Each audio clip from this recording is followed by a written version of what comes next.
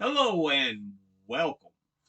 My name is Alan, and today we're going to do one more look at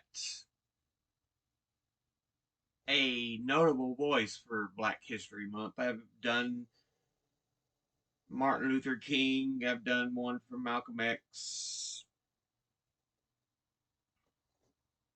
Who was the other I did? I think I've already done a third.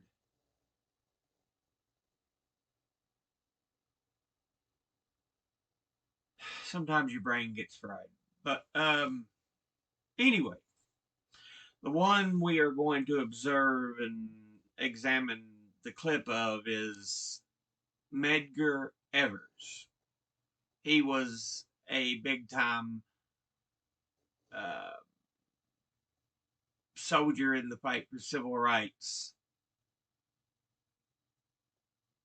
for fair treatment in the 1950s and 60s in Mississippi. Remember, MLK was originally from Atlanta and he did most of his work in Alabama.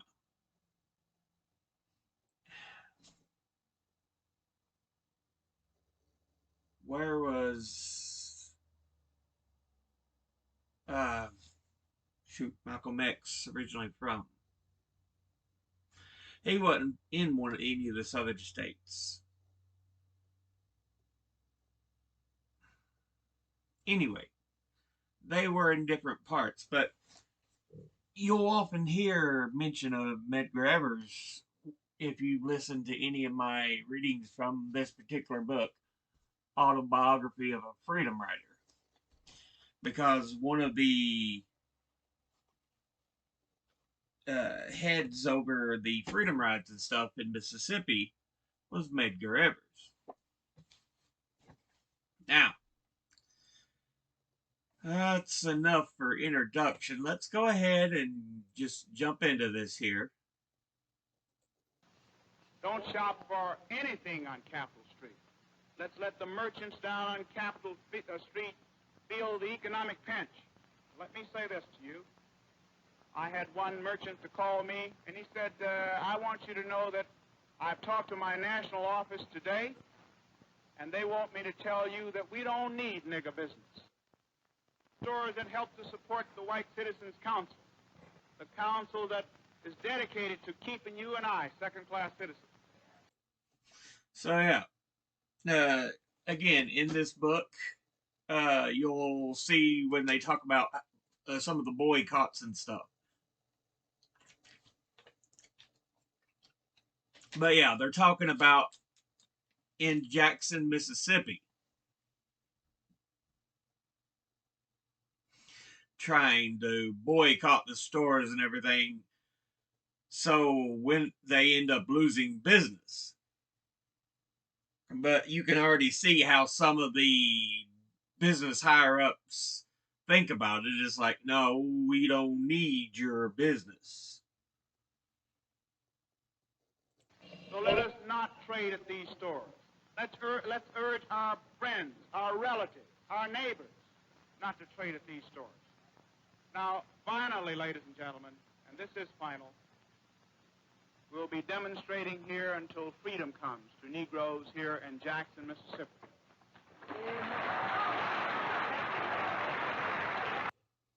And again, they do the bus boycotts, they do sit ins. So, yeah. It's a big part of the civil rights movement itself. So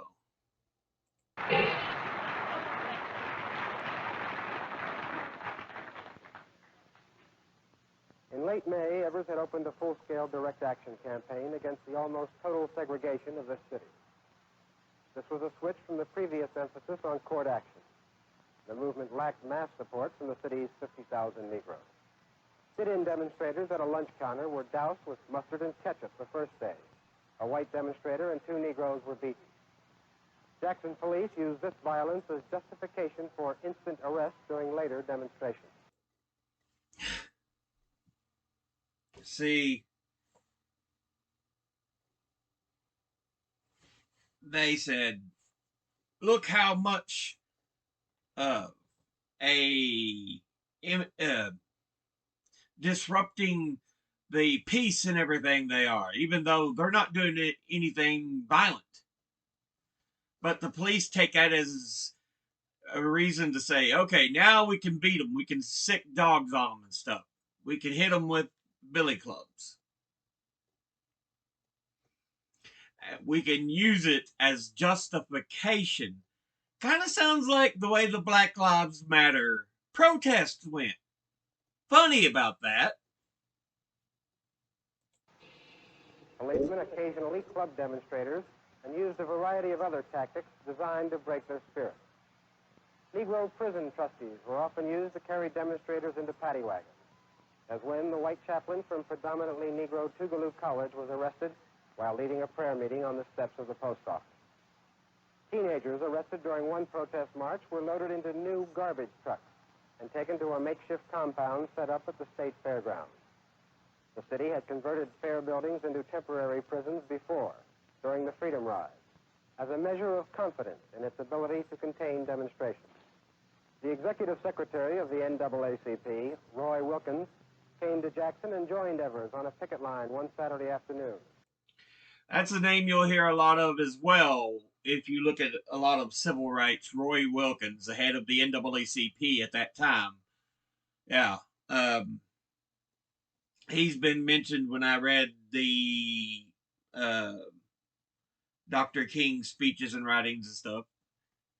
In the part, especially where they did interviews, and he's been brought up in this book.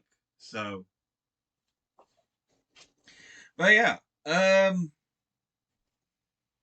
you can kind of see they're not even being violent; they're just protesting.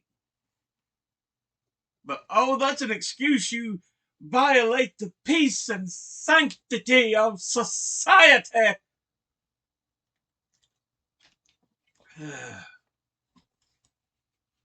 Anyway.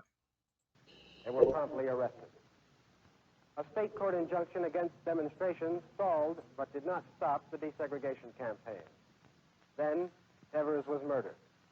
The fatal bullet was fired from a vacant lot across the street from Evers' home, crashing through his body and through the window of his home.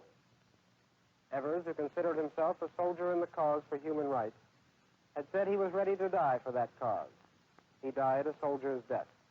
As a veteran of World War II, he was buried in Arlington National Cemetery. So yeah, much like many of the other civil rights leaders, Medgar Evers assassinated. Malcolm X was assassinated. Dr. King was assassinated. Many of the great leaders in the movement killed, for just the purpose of hate because they were pushing back on that hate. Not even really violently, but oh, you take away my right to hate.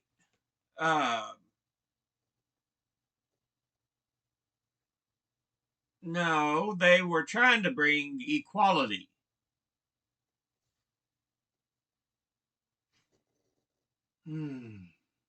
But yeah. And what's even sadder about the Medgar Evers death, it was in his own home. He was shot and killed. Dr. King was out giving a speech in Memphis, Tennessee. Malcolm X was giving a speech at a church or mosque, I can't remember, but he was shot by people who came in.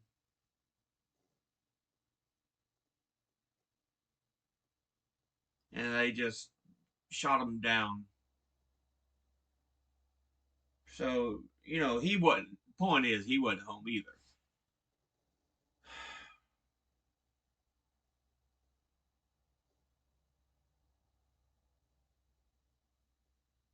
It's ridiculous that the push for hate makes so many people do things like this.